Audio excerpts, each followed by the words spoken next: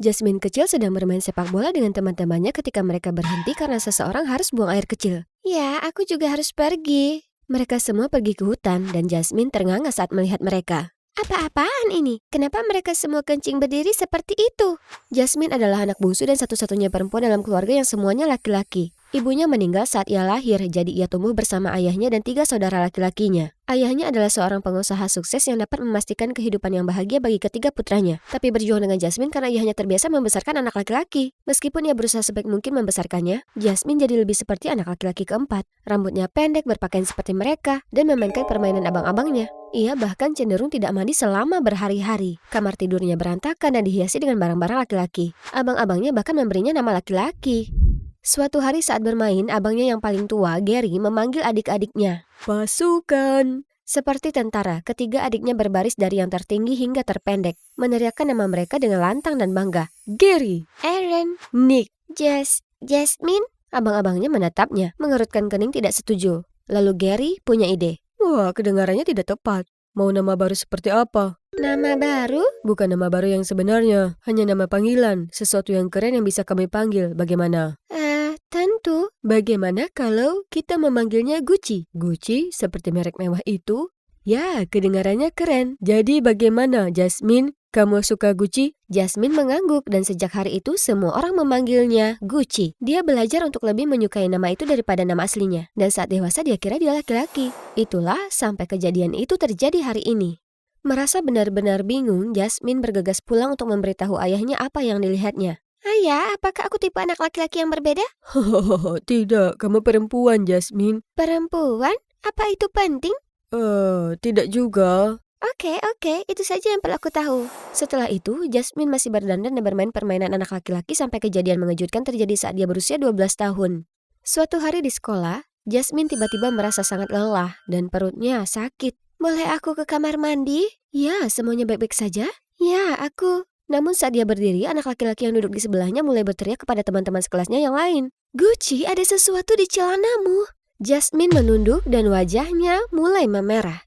Dia membeku saat tawa meledak dari seluruh kelas. Tidak dapat menahannya sedetik pun, dia berlari keluar kelas dan tidak menoleh ke belakang. Meskipun gurunya meneriakkan namanya di lorong. Jasmine tidak dapat memahami apa yang terjadi padanya dan dengan panik mencari abang-abangnya di sekolah. Ketika Jasmine menemukan mereka sama bingungnya dengan Jasmine. Mencari tahu yang harus dilakukan, mereka tidak menyadari bahwa mereka berakhir di depan kantor perawat. Setelah aman di dalam kantor, Jasmine bertanya, "Terus terang saja, Bu, apakah aku sekarat?" Tidak. Ya ampun, aku benar-benar sekarat kan? Aku akan menghadapi pertandingan besar.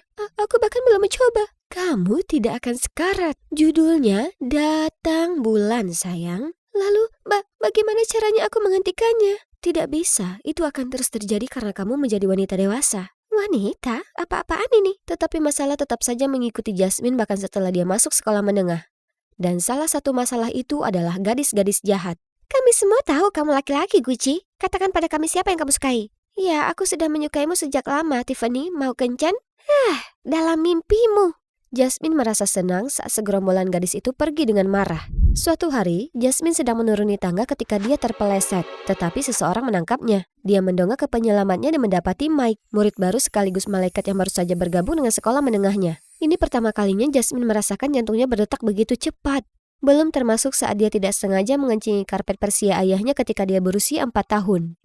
Hei, tutup pintu depanmu! Pada saat itu, Jaden dengan cepat mengambil kesempatan itu, pura-pura jatuh menimpa mereka berdua, dan mengucapkan kalimat yang masih membuatnya mengagumi keterampilan menyamarnya sendiri. Aduh, pergelangan kakiku. Siapa yang menumpahkan air di seluruh tangga? Jasmine menoleh melihat orang yang baru saja berbicara, kemudian sebuah tangan terulur. Kau baik-baik saja, bro? Jasmine tersipu dan mendongak. Dia melihat Mike mengulurkan tangannya dan dengan malu-malu mengulurkannya. Tapi tiba-tiba dia teringat sesuatu. Dia memanggilku, bro? Sejak saat itu, Jasmine terus berpapasan dengan Mike di kelas, di perpustakaan, dan mendapati dirinya jatuh cinta padanya. Tapi setiap kali Jasmine menyapanya, "Hai." Ada apa, bro? Tetapi Jasmine tidak ingin Mike menjadi saudara laki-lakinya. Ia ingin Mike menjadi kekasihnya. Ia memutuskan sudah waktunya untuk melakukan sesuatu. Jasmine diam-diam menaruh makanan dan lollipop di loker Mike dan ketahuan oleh Tiffany. Kau tahu itu loker laki-laki, bukan? Maaf jika kau kecewa karena itu bukan milikmu. Kenapa kau tak berhenti saja saat kau unggul, Gucci? Mike menyukai gadis-gadis sejati. Aku yakin ia bahkan tidak tahu kalau kau seharusnya menjadi salah satunya. Saat Tiffany tertawa, Jasmine menjadi merah padam karena marah. Melaju kencang, ia bertekad untuk menjadi tipe gadis feminin yang bisa membuat Mike jatuh hati. Jasmine mengira ia harus berubah dari dalam keluar, jadi tempat ini menjadi tujuan pertamanya. Namun, karena sangat malu, ia terpaksa mengenakan hoodie untuk menutupi seluruh tubuhnya. Jasmine tiba-tiba menyadari seorang pramuniaga mengikutinya di sekitar toko. Aku butuh keamanan untuk kesini sekarang. Pria ini mencurigakan. Tidak, aku hanya melihat-lihat. Aku mencoba mencari hadiah ulang tahun untuk adikku.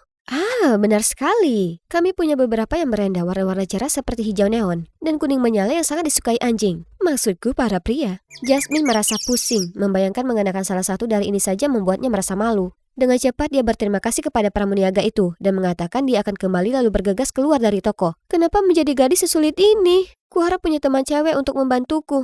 Aku tidak tahu apa-apa.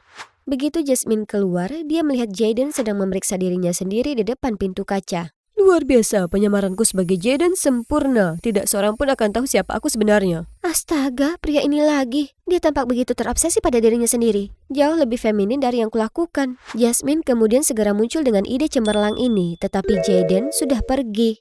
Keesokan harinya, Jasmine bertemu Jaden lagi yang sedang mengobrol dengan antusias dengan gadis-gadis tukang gosip. Apa gadis-gadis ini tahu cara langsung ke intinya? Gosip ini melelahkan. Aku hanya butuh mereka mengatakan sesuatu yang relevan tentang Mike sehingga aku bisa melanjutkan penyelidikan ini. Ketika gadis-gadis jahat itu pergi, Jasmine akhirnya memberanikan diri untuk mendekatinya dengan tawarannya. Bisa kau membantuku menjadi lebih seperti gadis-gadis lainnya? Seperti apa? Banyak bicara? Lebih, entahlah, feminin? Tidak, terima kasih. Oh, ayolah, aku tahu kau menyimpannya di dalam. Aku tidak punya waktu untuk omong kosong ini. Aku punya hal yang harus dilakukan. Jaden mulai berjalan pergi, tetapi Jasmine tidak akan menerima penolakan sebagai jawaban. Kumohon, aku ingin Mike menyukaiku dan dia hanya menyukai gadis-gadis feminin. Jaden menyadari ini bisa menjadi kesempatan yang baik baginya untuk mendekati Mike. Daripada langsung mendekatinya, yang dapat dengan mudah menimbulkan kecurigaan, jadi dia setuju. Bersama-sama, Jaden dan Jasmine mengetahui bahwa Mike tampaknya menyukai barang-barang desainer. Dia juga sangat mengagumi Kendall Jenner.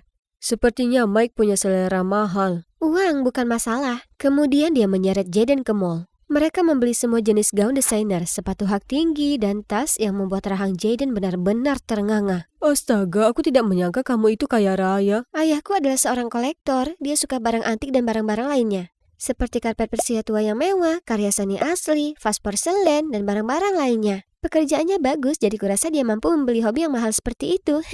Kemudian Jaden mengajari Jasmine cara berjalan dan berperilaku seperti seorang gadis. Jasmine berjuang keras, ia terbiasa bertingkah seperti laki-laki, sehingga bertingkah seperti perempuan lebih asing baginya daripada peralatan makan Nordik ayahnya. Kenapa kau lebih jago menjadi perempuan daripada aku? Karena aku menghabiskan waktu berhari-hari dan bermalam-malam untuk meneliti karakter ini agar aku dapat dengan mudah menguasai semua hal feminin ini. Oh, kurasa itu semua ada di celana jeansku. Dan itu membuat Jasmine tertawa terbahak-bahak. Keesokan harinya, Jasmine datang ke sekolah dengan penampilan barunya dan langsung menjadi pusat perhatian. Namun, satu-satunya yang tampaknya tidak menyadarinya adalah Mike dan Tiffany. Rencana ini sepertinya gagal. Kau tidak boleh kalah dalam perlombaan sebelum mencapai garis start. Dia tampaknya lebih percaya padaku daripada aku percaya pada diriku sendiri. Harus percaya pada prosesnya, kurasa. Dan memang hari-hari berikutnya, Jaden berusaha sekuat tenaga untuk membantu Jasmine mendekati Mike. Saat makan siang ketika Mike melewati meja mereka, Jaden sengaja menjatuhkan apel Jasmine yang tersangkut tepat sebelum jatuh ke tanah. Bolehkah aku duduk di sini?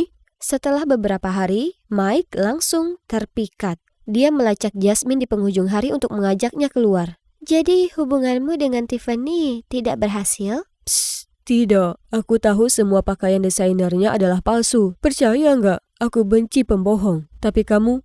Iya, tentu saja. Ngomong-ngomong, apakah itu berarti ya untuk kencan? Tentu saja.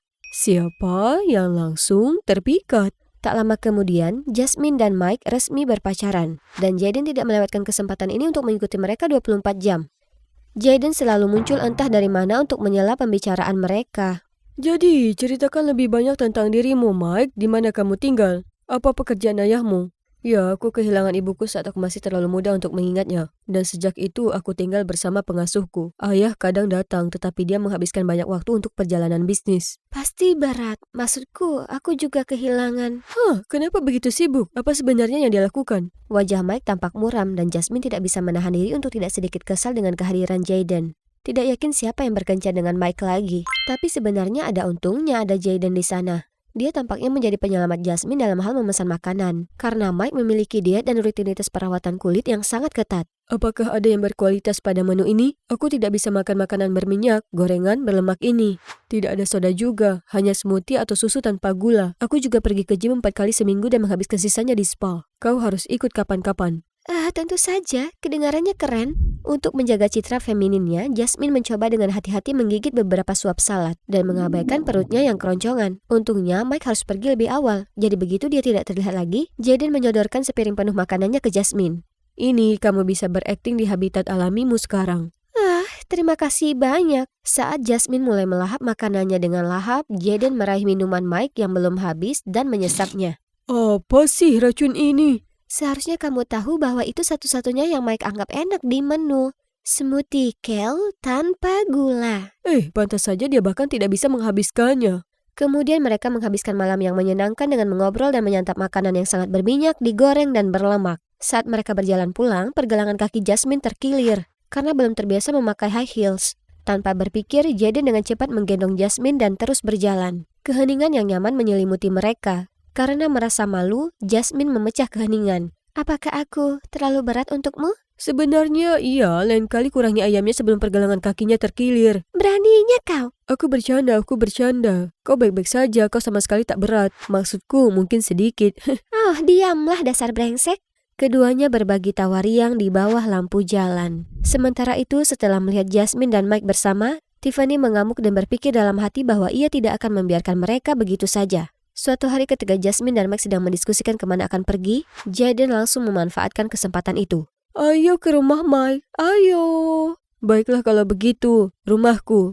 Ayo pergi. Ketika mereka tiba, Jaden tidak bisa berhenti mengagumi rumah itu dan melihat kemana-mana. Tetapi hanya Tuhan yang tahu bahwa ia sedang mencari petunjuk. Tetap sepenuhnya dalam karakternya, Jaden menyentuh sedikit dari semuanya, berpegangan pada Mike dan memuji semuanya. Rumah ini indah dan besar. Pasti menyenangkan tinggal sendiri dengan semua ini. Apa ayahmu ada di rumah? Kami ingin sekali bertemu dengannya. Sementara itu, Jasmine mulai merasa sedikit tidak nyaman dengan betapa terobsesinya Jaden dengan Mike. Apa dia gay? Maksudku tidak apa-apa, tapi dia bisa saja mengatakan itu.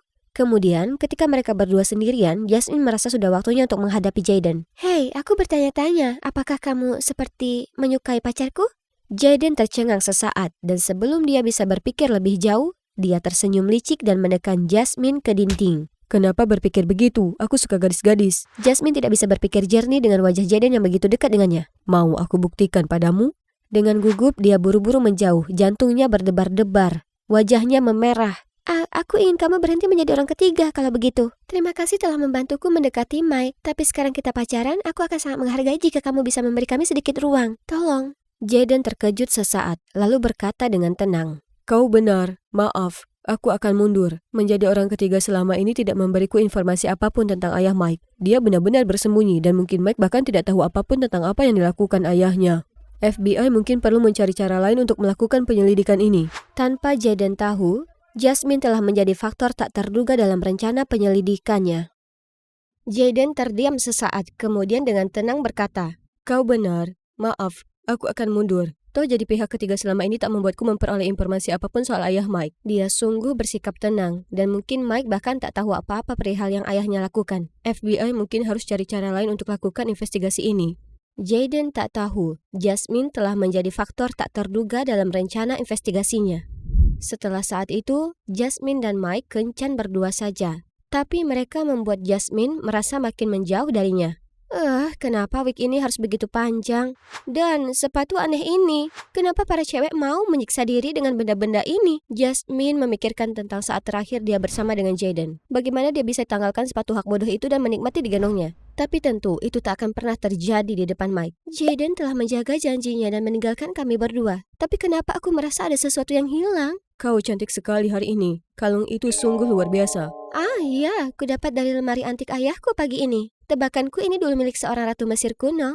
Ayahku punya banyak sekali barang ini. Oh, benarkah? Bagaimana mungkin? Ya, ia punya minat besar mengoleksi barang antik dan telah memenuhi seluruh rumah kami dengan berbagai macam barang. Menarik. Saat itu, Mike tahu pasti apa yang harus dilakukan berikutnya pada Jasmine yang kaya dan naif sementara dia masih saja sama sekali tak menyadarinya. Malam itu, Jasmine sulit tidur. Dia penasaran bagaimana Jayden bisa lenyap begitu saja. Baiklah, jangan sampai aku melihatmu lagi. Aku akan membuatmu menyaksikan aku makan 10 ember ayam lalu kemudian memaksamu lari 10 putaran sambil menggendongku. Jasmine tak menyadari, bagaimanapun juga, bahwa di balik frustrasi tak jelas terhadap Jayden, dia sebenarnya merindukannya.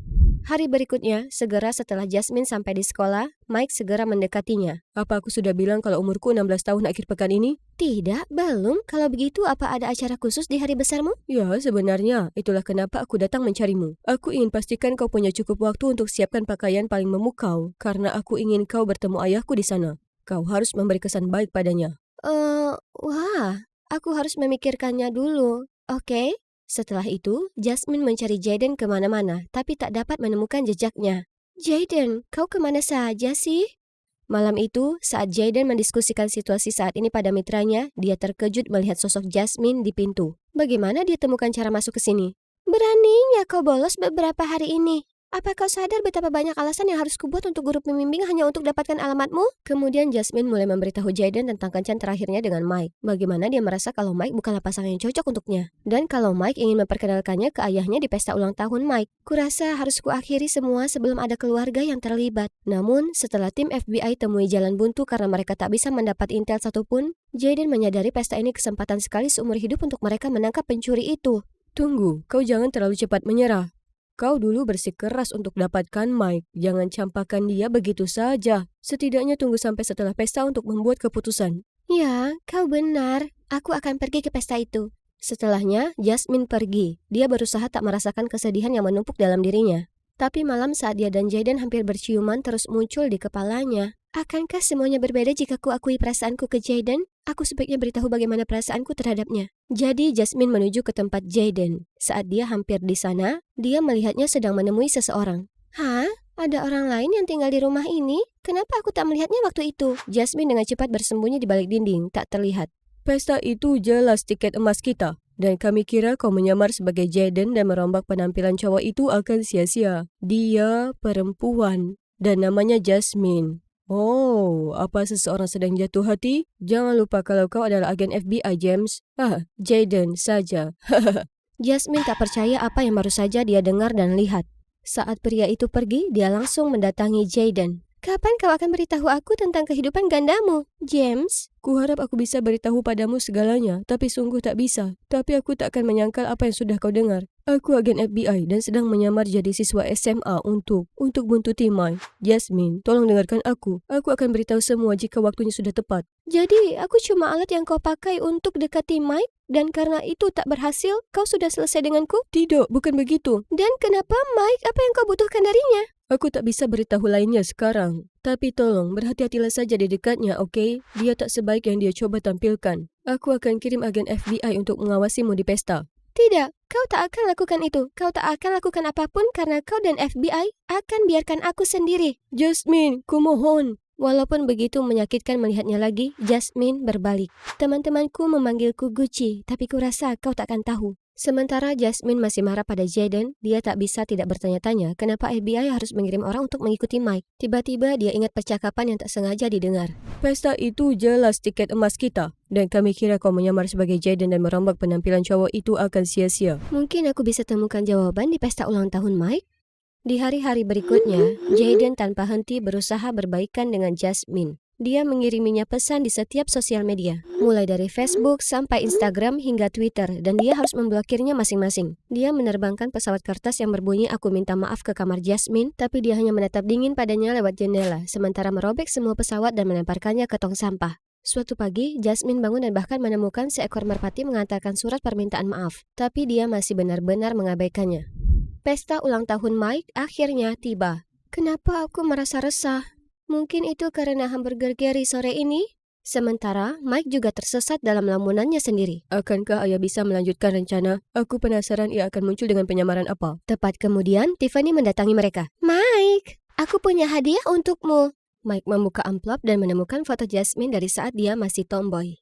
Aku hanya ingin mengingatkanmu orang yang sebenarnya kau kencani. Aku tak peduli bagaimana dia sebelumnya, karena aku mencintainya saat ini. Pacarku yang luar biasa. Jasmine setengah menghargai perasaan Mike terhadapnya. Tapi dia juga lelah karena tekanan mencoba jadi orang lain yang bukan dirinya.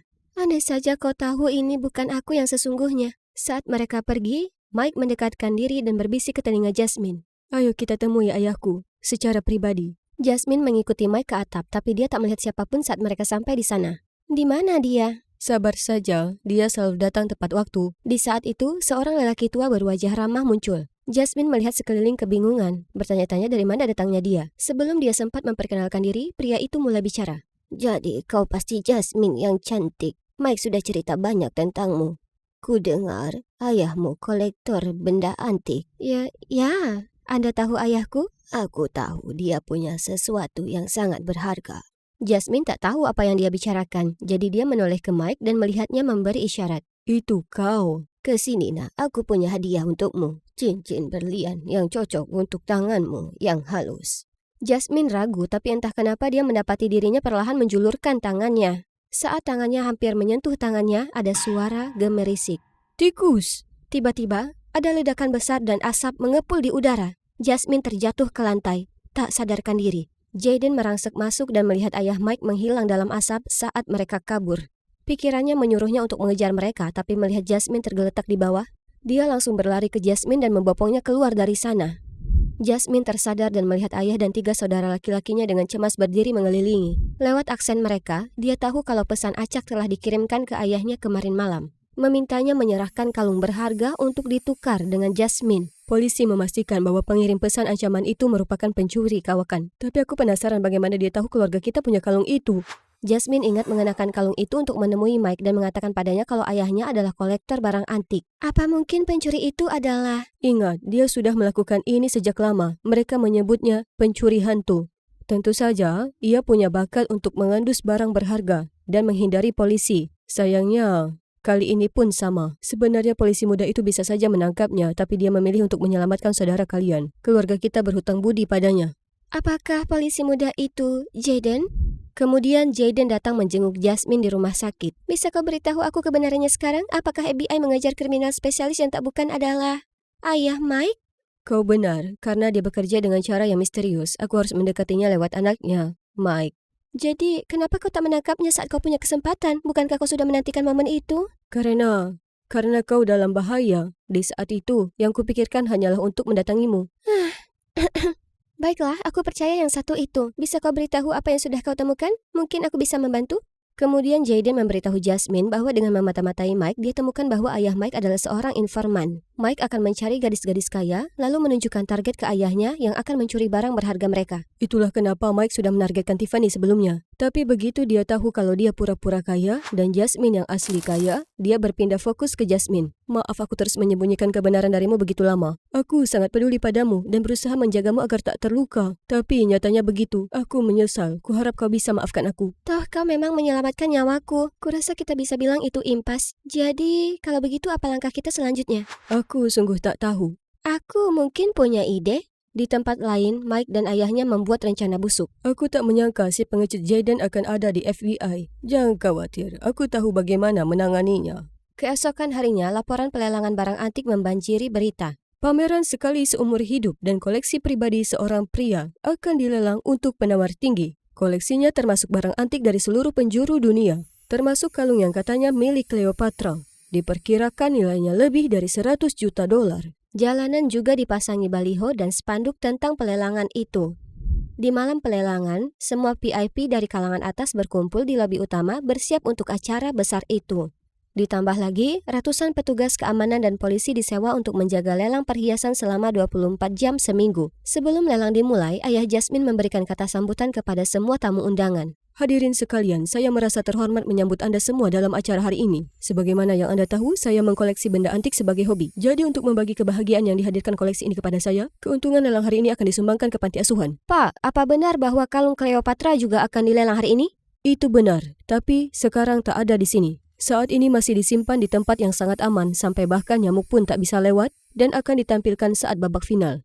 Apakah Anda tak khawatir kalau pencuri hantu ahli penyamaran akan mencurinya? Ya, dia tentu saja bisa mencoba. Seluruh hadirin tergelak tanpa menyadari. Dari sebuah sudut, seorang wanita elegan sedang mengawasi mereka semua dengan seringai di wajahnya. Di jam 9 tepat, sementara suara pelelangan bergema di aula hotel, seseorang berkemeja hitam dan memakai ransel muncul di pintu, mencoba memasukkan kunci ke gembok. Berhenti! Tangan di atas kepala! Ketahuan kau pencuri! Aku bukan...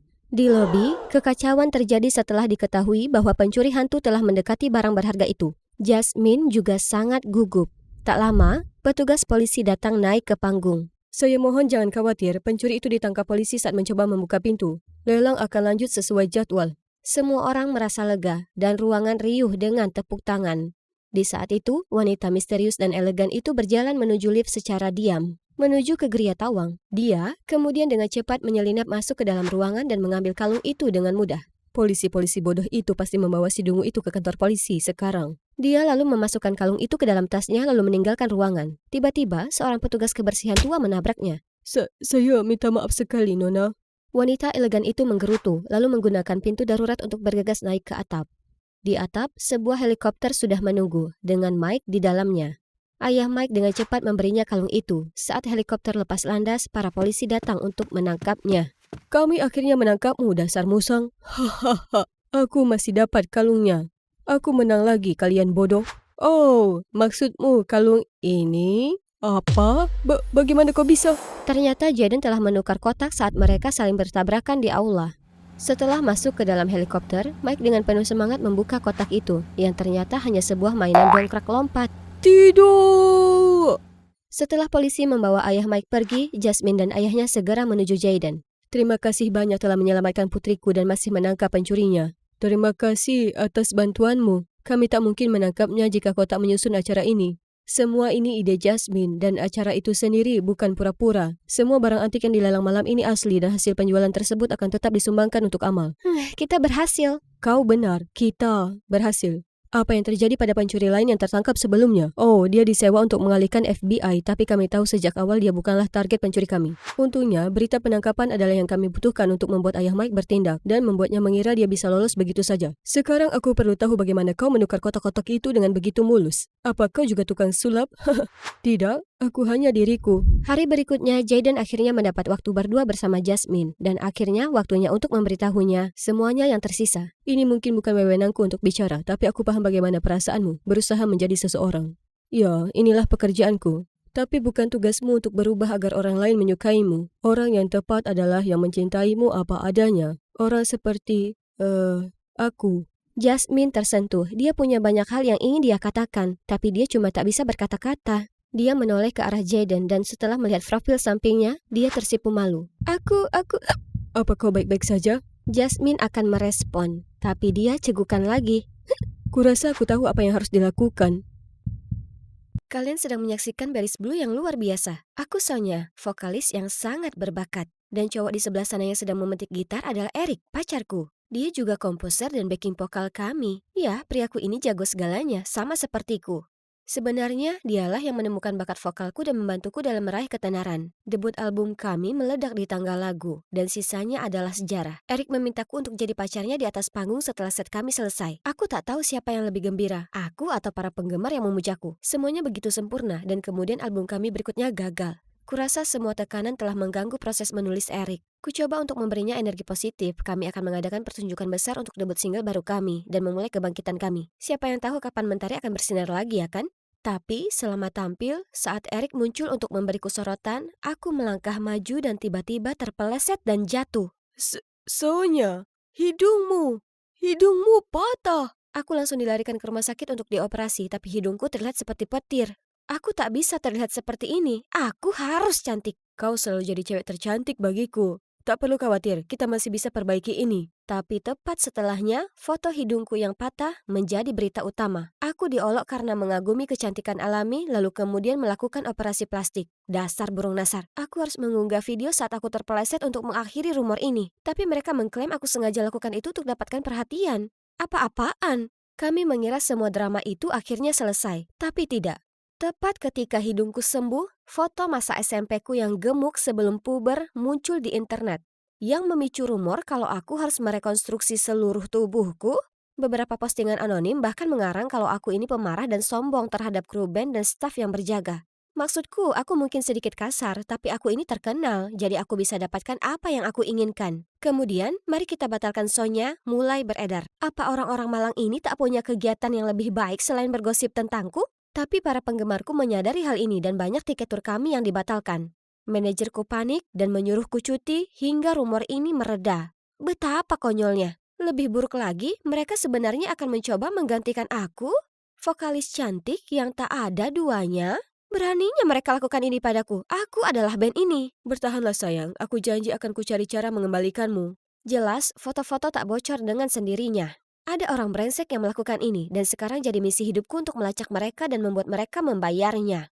Oke, jadi dari pencarian internet, kutelusuri asal rumor dari kelompok anti-fansku. Percayakah kalian mereka benar-benar bertemu di kafe ini sebulan sekali hanya untuk menjelek-jelekanku? Mereka bahkan punya jadwal. Betapa konyolnya. Apa yang pernah kulakukan pada mereka? Dengan menyamar, aku datang untuk mencari lebih banyak petunjuk. Di dalamnya terdapat foto-fotoku yang bocor. Astaga, orang-orang ini jelas punya terlalu banyak waktu luang. Tunggu, cowok ini kelihatannya tak asing. Apa dia Owen, cowok yang kutaksir saat SMA? Dia adalah seniorku di klub musik dan penyanyi, gitaris serta komposer yang sangat berbakat. Tapi bagaimana mungkin dia menjadi anti-fanku? Aku bahkan tak pernah bicara dengannya. Kelompok itu membahas betapa soknya aku. Mereka bahkan mengatakan aku dan Erik pura-pura pacaran hanya untuk menutupi berita mengenai kegagalan album terakhir kami. Jelas cinta kami itu sungguhan. Aku tak pernah bosan mendengar omongan jelek mengenai lagu Erik, tapi ini waktunya pulang. Jika kalian memposting tentang Berries Blue, silakan klaim uang kalian di kasir sebelum pulang. Apa? Owen sungguhan membayar mereka untuk memfitnah bandku? Kenapa dia berniat sekali menghancurkan karirku? Apa dia punya dendam pribadi terhadapku? Aku harus mencari caraku sendiri untuk mengetahui semua ini. Jadi salah satu dari mereka seharusnya berhasil. Aku segera menelpon untuk daftar pekerjaan. Dan dapat. Waktunya tampil. Sangat penting untuk tampil sesuai peran, jadi aku berdandan sebagai gadis bertampang lugu untuk shift pertamaku. Berkat keajaiban makeup, bahkan aku sendiri sulit mengenali diriku sendiri. Panggil aku Summer mulai dari sekarang. Setelah perkenalan, Owen langsung memberiku banyak sekali pekerjaan. Aku harus lakukan pekerjaan berat dan pekerjaan kotor. Aku adalah bintang yang sangat dimanjakan, bukan buruh. Dia benar-benar bos yang eksploitatif. Aku pasti gila pernah naksir padanya. Di malam hari, kelompok anti-fan itu muncul lagi, diikuti dengan wajah yang familiar. Itu Rina, adik Owen. Dulu di SMA, dia itu cukup sombong. Sepertinya tak ada yang berubah. Apa kalian tahu Sonya itu dulu anak yang aneh saat SMA? Sekarang saat dia terkenal, dia berlagak seolah dia di atas orang lain. Berhenti di sana rambut wortel, siapa namamu? Aku Summer. Jadi Summer, di sini kita punya persyaratan khusus untuk setiap orang baru. Kau harus lolos tes anti-fan. Beritahu kami, menurutmu apa hal paling menyebalkan tentang Sonya? Sekarang aku harus mencemarkan nama baikku sendiri? Sebenarnya, aku teman masa kecil Sonya. Iya, hanya tetangga. Dia anak paling buruk di lingkungan itu. Seperti apa penampilan Sonya waktu dia masih kecil dan bagaimana kepribadiannya? Dia gendut dan kejam ke anak-anak lain. Dia melempar serangga ke mereka dan tak pernah meminjamkan mainannya. Catat itu guys, ingat untuk mengutip sumber sebagai tetangga dekat Sonya. Kau bisa dapat bonus juga karena berkontribusi informasi berguna seperti ini. Apakah Rina juga terlibat dalam hal ini bersama kakaknya? Saat Rina pergi, anti-fans yang lain, Caleb, Violet, dan June masih belum pulang. Tapi berbalik ke panggung dan mulai menyetel alat musik. Apa? Mereka membuat sebuah lagu untuk mengolokku. Tak hanya soal rumor operasiku, tapi juga soal aku sombong, pemarah, kompetitif, tak berbakat, tak sopan, dan tak pernah gunakan uangku yang berlimpah untuk membantu sesama. Musik mereka bagus, tapi ketidaksopanan membunuh keterampilan mereka. Aku penasaran, kenapa orang-orang begitu membenci Sonya? Dia itu kasar dan musiknya buruk. Ya, suara aslinya bagus, tapi tanpa emosi. Dia mungkin tak tahu apapun soal cinta, dan juga tak punya teman. Komentar-komentar dari anti-fans itu membuatku berpikir, kurasa aku memang sulit untuk terbuka dengan orang lain, dan aku terkadang sedikit pemarah. Tapi, apa aku benar-benar tak disukai? Jangan hidung itu lagi, kumohon. Hah? Owen? Pertama kau pecahkan cangkir, sekarang kau buang-buang gula. Gula? Serius? Apakah kau tak akan bertanya apa aku terluka? Jika kau tinggalkan tempat ini dengan satu goresan saja, tempat ini akan berakhir, kau tahu? Tempat ini baik-baik saja hingga kau datang. Paling tidak, Summer, kau harus belajar bagaimana minta maaf dan berterima kasih. Tiba-tiba, kata-kata para anti-fan bergema di kepalaku. Sebagai Summer, Owen masih melihat bagaimana aku ini sosok diva. Itu artinya, sebagai Sonya, aku pasti sangat keji. Aku menyesal. Seharusnya aku berterima kasih kau membantuku. Itu tak masalah. Aku lega kau tak terluka. Jangan lupa hadiah Rina di kasir. Ambillah sebelum kau pergi. Kenapa kau harus membayar orang lain untuk menjelekkan Sonya? Aku hanya melakukan semua ini untuk adikku, tapi itu membawa lebih banyak pelanggan masuk, jadi terserahlah. Jadi orang di balik ini adalah Rina? Kurasa bukan, pasti ada yang mengendalikannya. Tapi siapa? Aku tak tahu. Kenapa kau begitu khawatir, Summer? Aku hanya penasaran.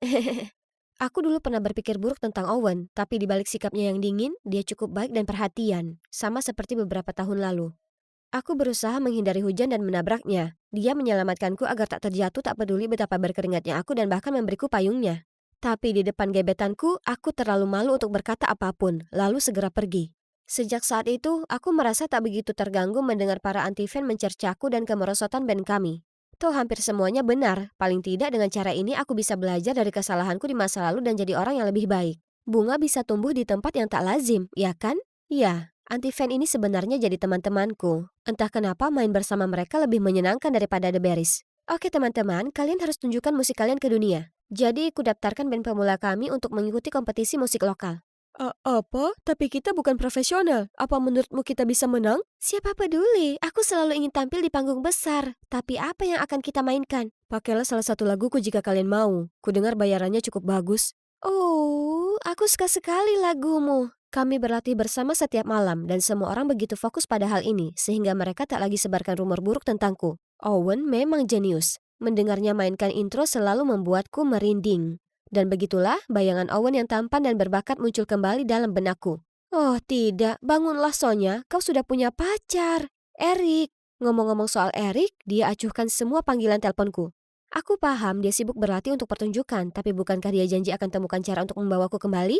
Oh, aku paham. Kau terlalu sibuk bermain band untuk posting apapun. Kami tampil akhir pekan ini. Kau yang memulai ini ya kan, Summer? Aku tahu kau ini bawa masalah sejak awal. Keluar dari sini. Aku di pihaknya. Apa kau akan mendepakku keluar juga? Apa kau tak tahu aku lakukan ini untukmu? Apa kau lupa kalau Eric mencuri lagu-lagumu dan menggunakannya untuk debut albumnya? Rina, apa kau kira aku tak tahu apa yang kau rencanakan? Kau dan Eric saling berhubungan. Ya kan? Bukankah dia menginginkan kau sebarkan rumor supaya dia bisa menggantikan Sonya pacarnya sekarang? Dia bilang kalau aku berhasil, posisinya dalam band akan jadi milikku. Perselingkuhan itu masalah lain, tapi dia tak bisa membantumu dengan musik yang tak enak didengar. Itulah kenapa aku butuh lagumu, Owen. Berikan aku beberapa dan semuanya akan berjalan lancar. Di momen itu, semuanya menjadi jelas. Album satu-satunya yang membuat nama The Berries terkenal ternyata adalah curian. Dan parahnya lagi, orang di balik anjloknya karirku adalah pacarku sendiri. Eric yang brengsek itu begitu mendambakan ketenaran dan tak akan biarkan dirinya terjebak skandal cinta segitiga. Kau tahu betapa penting opini publik baginya. Dia memanfaatkanmu dan segera setelah kau beri apa yang dia inginkan, dia akan menjatuhkanmu tanpa pikir panjang. Aku tak semudah itu tergantikan. Apa maksudmu, Summer? Aku minta maaf karena bohong tentang siapa sebenarnya aku, tapi tak semuanya palsu. Kuharap kau bisa merasakannya. Sampaikan kata-kataku padanya. Aku keluar, dan kau, Rina, si brengsek itu tak layak mendapat cinta atau kepercayaan kita.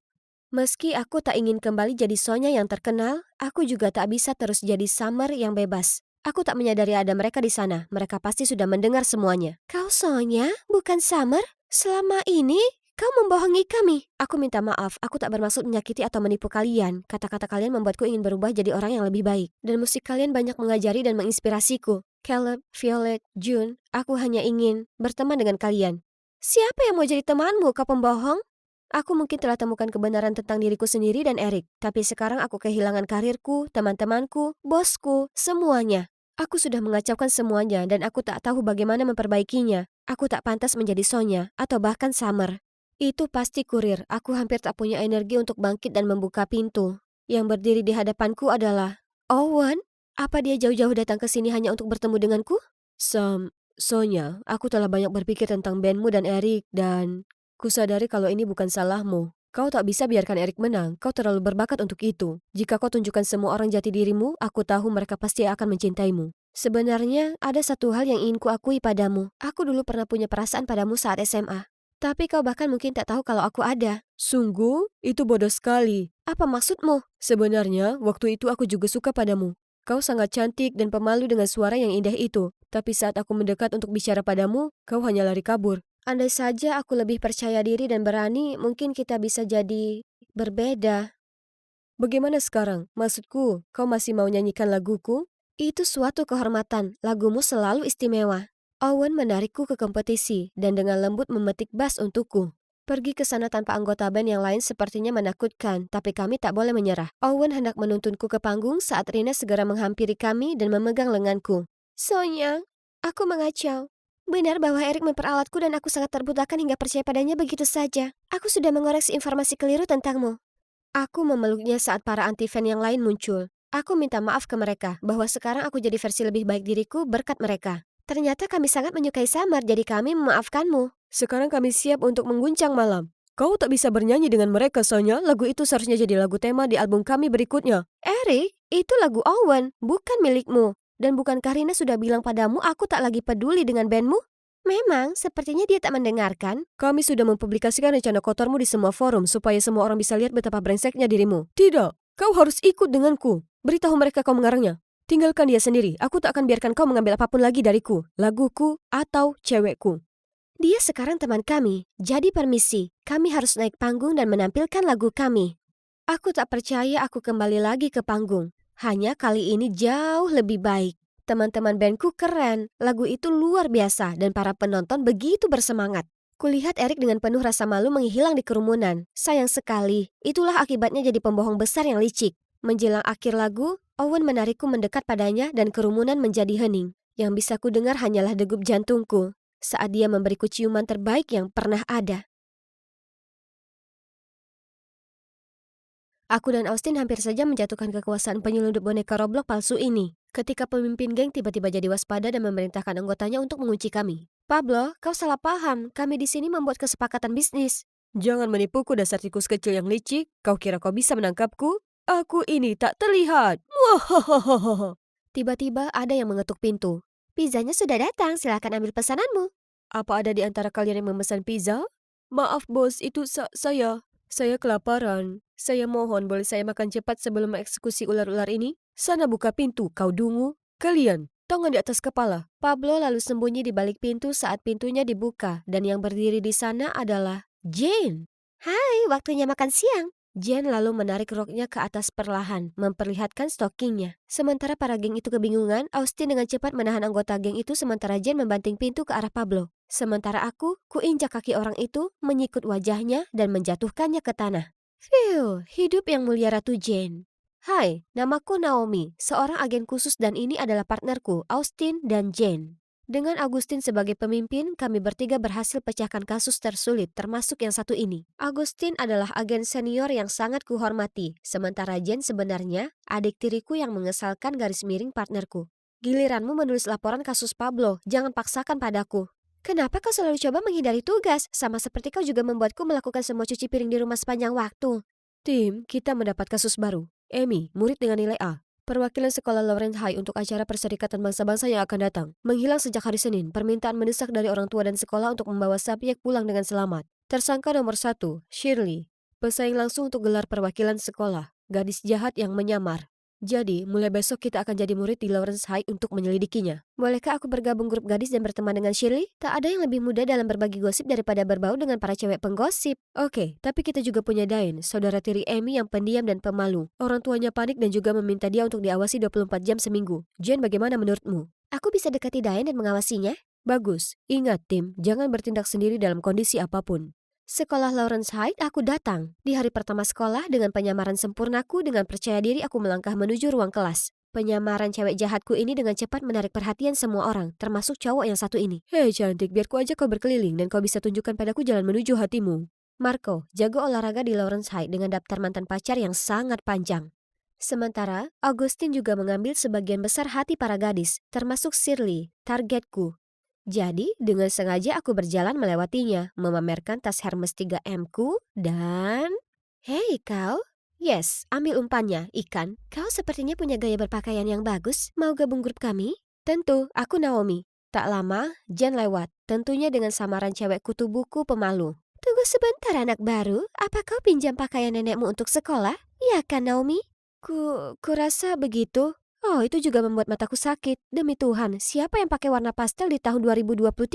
Shirley dan rombongannya terkekeh-kekeh sementara Jen menatapku dengan tatapan sinis lalu bergegas pergi. Oh, tolonglah, dia tak harus tersinggung. Seharusnya justru dia berterima kasih padaku karena sekarang dia bisa dengan wajar berteman dengan Diane juga. Sejak itu, aku mulai nongkrong dengan Shirley dan teman-temannya. Mereka suka sekali bergosip yang memang tak ada gunanya. Sampai topik tentang Amy muncul. Apa kalian lihat Amy akhir-akhir ini? Amy? Amy siapa? Amy Hayward, anak yang bersaing denganmu mewakili sekolah. Oh, kontes bodoh itu. Sebenarnya aku tak peduli soal itu. Syukurlah itu sudah berakhir. Aku hanya ikut karena ayahku terus memaksa. Shirley bahkan tak ingat Amy dan juga tak ingin berkompetisi dengannya. Dan sekarang aku tahu, terkadang dia cerewet, tapi sebenarnya cukup berterus terang. Firasatku mengatakan itu bukan dia. Jadi kusampaikan pendapatku mengenai kasus ini di rapat berikutnya. Aku cukup yakin Shirley bersih. Apa? Apa kau bahkan berpikir sebelum bicara? Dia tersangka utama. Ditambah dari apa yang Diane katakan padaku, dia selalu mengganggu siswa lainnya. Iya, tapi itu bukan berarti dia punya niat buruk terhadap Amy. Kau harus berhenti menilai orang terlalu cepat. Permisi? Bagaimana kalau kau berhenti memihak setan-setan itu? Atau kau rasa sulit karena kau juga salah satunya? Cukup. Untuk saat ini, mari kita tunda dulu asumsimu. Kita butuh lebih banyak petunjuk sebelum bertindak apapun. Sial, andai saja aku punya bukti yang kuat. Jen selalu saja menghambat investigasi. Jadi di hari berikutnya, aku pergi mencari Diane sendiri untuk bertanya lebih jauh tentang Amy.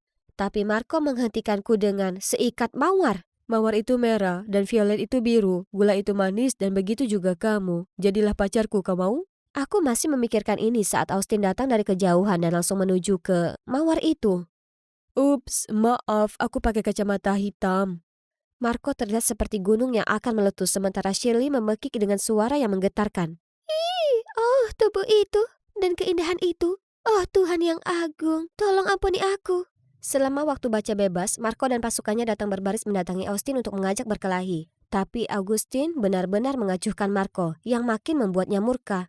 Hei, kau, putar kepala kelapamu dan beranilah menghadapiku. Augustine dengan tenang berdiri, mengembalikan bukunya seolah Marco itu tak terlihat dan datang mengajakku untuk makan siang dengannya. Dia menarikku keluar dari sana, meninggalkan Marco di belakang mendengus seperti babi gila. Rasanya menyenangkan menjalani kehidupan siswa dan mendapati para cowok mengejarmu. Jauhi para remaja laki-laki itu untukku ya. Aku tak paham kenapa. Jangan sampai identitasmu terungkap. Jangan khawatir, dan Marco itu anak kecil, bukan tipeku. Ngomong-ngomong, apakah kau juga ingin merasakan pengalaman tergila-gila yang menggetarkan hati? Kurasa Shirley mengincarmu. Raut di wajahnya sungguh tak ternilai. Siapa sangka kalau agen karismatik ini sebenarnya alergi pada para gadis. Selama olahraga, kulihat Shirley sengaja terpeleset dan jatuh ke arah Augustine, tapi akhirnya berakhir di lantai. Augustine lalu lari menghampiriku untuk minta bantuan saat Marco menghadangnya di tengah jalan. Dia masih menyimpan dendam pada Augustine. Marco mengumumkan perang dodgeball. Oh, anak laki-laki itu tak tahu apa yang dia lakukan. Augustine itu agen terbaik kami. Dia menghindari setiap peluru yang diarahkan padanya, apalagi bola merah biasa ini. Sebagai balasannya, Augustine memberi Marco pukulan yang menjatuhkannya ke tanah. Beruntung baginya, Diane ada di dekatnya dan cukup baik hati untuk membantunya. Tetap saja, Marco tersenyum lebar saat melihatku dan menghampiriku untuk memberiku secari kertas. Maukah kau keluar denganku? Dasar pecundang, dia pasti sudah menaruh hati padamu, Naomi. Rumor mengatakan kalau dia mengajak Amy keluar tapi kemudian dia menghilang. Mungkin gadis malang itu tak bisa menghadapinya. Marco bertemu dengan Amy sebelum dia menghilang. Oh, sekarang dia adalah tersangka utama kami, bukan Shirley. Dengan bersemangat aku melapor Austin soal Marco. Aku punya firasat Marco tahu sesuatu mengenai kasus itu yang mungkin membawa kita ke Amy. Kurasa aku bisa pura-pura kencan dengannya. Itu terlalu berbahaya. Bagaimana kalau dia di belakang ini semua? Kau mungkin akan dapat masalah, Naomi. Tak masalah, dia sepertinya sangat tertarik denganku. Dia meminta Amy keluar dan dia menghilang tepat setelahnya. Siapa tahu apa yang bisa terjadi padamu. Tapi dia satu-satunya petunjuk yang kita punya sekarang. Shirley sudah tak masuk hitungan dan aku tahu bagaimana melindungi diriku sendiri. Kumohon. Dan, ya, waktunya sudah tiba untuk mengakhiri kasus ini. Selama kencan, Marco sangat perhatian, tapi aku sangat ingin tahu apa yang terjadi pada Amy di hari itu. Jadi, ku dengar kau dan Amy berhubungan sebelumnya. Tidak, kami tak pernah bersama. Bagaimana bisa kau sangat sempurna? Apa kau ini malaikat? Ku dengar sebaliknya, rumor mengatakan kalau kau bahkan pergi keluar dengannya. Mari fokus saja pada kita, bukan begitu? Tapi aku juga ingin tahu lebih banyak tentangmu. Baiklah, kalau kau ngotot ingin tahu. Aku memang mengajaknya keluar, tapi aku tak pernah melihatnya hari itu. Adiknya malah muncul, duduk di meja yang kami pesan dan mengatakan sesuatu kalau Amy tak akan ada untuk sementara waktu. Kukira mereka ingin main-main denganku, jadi aku pergi saja. Diane tahu Amy akan menghilang bahkan sebelum dia raib. Apa Diane ada hubungannya dengan hal ini? Dia mungkin merupakan bagian yang sangat penting yang kami abaikan sejak awal. Aku ke kantor dan melihat Augustine gelisah. Apa kau baik-baik saja? Apa Marco lakukan sesuatu padamu? Aku tak apa. Dan aku punya berita terbesar. Aku lalu cerita ke Augustine dan Jen semuanya dan menyatakan keraguanku terhadap Diane. Kenapa Diane? Dia hanyalah korban yang rentan dan selalu diganggu sepanjang waktu. Dan kau tahu oleh siapa? Shirley. Dia mungkin terlihat rentan, tapi siapa yang tahu seperti apa dia di dalamnya? Dan kau ingat bagaimana dia datang untuk membantu Marco berdiri waktu itu? Sekarang setelah kupikirkan itu, dia sangat mencemaskannya. Dia jelas suka dengan Marco. Ada kemungkinan dia bisa jadi cemburu dengan saudaranya. Oh, hentikan. Tak semua orang itu pencemburu sepertimu. Apa? Tim, ini tak ada gunanya. Untuk saat ini, kita sepakat untuk menjaga Diane tetap dekat. Sekali lagi, tak seorang pun beraksi sendiri. Pencemburu? Lihat saja ku selesaikan kasus ini sebelum dirimu, Jen. Keesokan paginya, kulihat Diane diam-diam melihat Marco bermain basket. Aku bersumpah, Diane pastinya tertarik dengannya dan terlibat dalam hilangnya adiknya. Tapi Agustin tak akan izinkan aku lakukan apapun. Itu membuatku tak punya pilihan lain, yaitu tetap memperhatikan kegiatan Diane. Memang, dia bertingkah sangat aneh akhir-akhir ini. Dia menerima telepon secara rutin dan keluar kelas, hanya untuk kembali dengan wajah penuh masalah. Kuputuskan untuk membuntutinya sore itu. Dia tampak sangat mencurigakan dan terus berbalik ke belakang untuk memeriksa apakah ada yang mengikutinya. Dia jelas menyembunyikan sesuatu. Kami berjalan cukup lama, melewati area ladang yang luas dan terbengkalai, hingga akhirnya dia berhenti di depan rumah kumuh. Ini jelas bukan bangunan untuk tempat tinggal. Seluruh tempat itu terlihat berantakan sekali dan bahkan ada jebakan di mana-mana. Syukurlah sudah kudapatkan sebuah pelatihan di akademi dulu untuk mengenali jebakan-jebakan mematikan ini. Tiba-tiba, kulihat bayangan yang berkelebat berlari tepat di seberang ruangan. Dengan cepat kuikuti lalu kulihat ada pintu mengarah ke rubanah yang gelap. Diane atau siapapun yang berada di sini tak akan begitu mudah untuk ditangani. Oh tidak, ini jebakan. Jika kau berani bergerak sedikit pun, tamat kau. Sekarang beritahu aku siapa kau. Apa kau dari diksi mafia yang coba balas dendam padaku? Mafia? Tidak, Anda salah paham. Saya datang untuk periksa saluran listrik bangunan ini. Tolong sabar dulu. Dia bohong lagi, Tuan Gordon. Aku tahu dia rencanakan sesuatu yang tak baik. Bicara sekarang jika kau ingin tetap utuh. Oh, tidak. Seharusnya ku dengarkan Agustin dan tak biarkan adrenalin bodohku mengambil alih. Apa ini akhir dari misiku? Akhir dari hidupku? Tiba-tiba terdapat suara dentuman keras. FBI, jangan kau berani menyentuhnya. Itu Agustin. FBI? Apa? Tidak, apa yang terjadi? Kau bukan bagian dari geng itu? Jen juga ada di sana untukku, dengan cepat mengambil remote bom dan mematikannya. Bom palsu? Apa kau bercanda? Dengan cepat aku keluar dari jebakan dengan selamat. Agen khusus Naomi Cooper, di mana kau sembunyikan Amy? Tidak, kalian salah paham. Tuan Gordon adalah ayah kandung Amy. Bagaimana mungkin dia menyakitinya? Aku menatap Agustin dan Jen, yang sama terkejutnya denganku. Tuan Gordon dulunya bekerja untuk geng itu, tapi dia telah mengubah hidupnya. Itulah kenapa dia kira kau dari geng lamanya yang datang padanya untuk balas dendam. Belum lama ini ia mengidap penyakit serius yang membutuhkan transplantasi ginjal. Dan Amy satu-satunya kerabat yang dia punya. Kau memberitahuku kalau Amy setuju untuk memberinya ginjal? Lalu kenapa di sini dalam kegelapan? Kenapa sembunyi? Karena ibu Amy membenciku dan melarangnya menemuiku, apalagi memberikanku ginjal yang utuh. Tapi Amy adalah putriku yang berhati emas. Meskipun aku tak ingin, dia memaksa memberiku ginjalnya supaya aku bisa tetap hidup. Jika ibu tahu soal ini, ia tak akan pernah setuju. Itulah kenapa Amy harus melarikan diri untuk jalani transplantasi dengan Tuan Gordon. Di mana dia sekarang? Beristirahat di ruangan itu. Jangan khawatir, Tuan Gordon telah merawatnya dengan baik. Sementara aku bawakan makanan dan kebutuhan lain. Dengan cepat ku tendang pintu dan melihat Amy terbaring di tempat tidur. Keributan apa itu, Diane? Apa kau membawakan ayah labu? Aku, Agustin dan Jen melihatnya sekarang. Kita semua salah selama ini. Hari berikutnya kami pergi mencari ibu Amy dan berbicara dengannya. Awalnya dia terkejut, tapi setelah mengetahui semuanya, dia sadar betapa salahnya memisahkan ayah dengan putrinya. Dia sangat tersentuh dengan hati putrinya yang mulia dan setuju mengizinkan Amy datang mengunjungi Tuan Gordon mulai sekarang. Melihat kakak adik itu, membuatku memikirkan saudaraku sendiri. Aku minta maaf. Kami saling berpelukan erat, pada akhirnya kami juga bersaudara. Ya, kasus ditutup. Mari kita adakan perayaan yang meriah, bagaimana? Aku sebenarnya ada kencan sekarang, kenapa tak kau ajak Naomi denganmu? Kemudian dia meninggalkan kami di sana. Jen yang jahil. Aku sangat lega kau baik-baik saja, Naomi. Karena jika terjadi apa-apa denganmu. Ya, Agustin? Jika terjadi apa-apa, aku rela mati untukmu.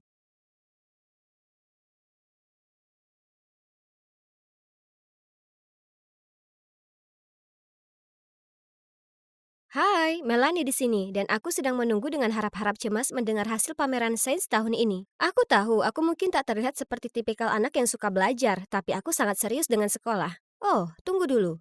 Pemenang pameran sains sekolah West High 2023 adalah Harry Silver. Itu artinya pemenang kedua adalah Melanie D'Angelo. Selamat untuk kalian berdua. Silakan naik ke panggung untuk menerima penghargaan. Astaga, aku tak percaya aku nomor 2 darinya lagi. Kita selalu bergantian tukar posisi pertama dan kedua di setiap papan peringkat sejak kami masih kecil.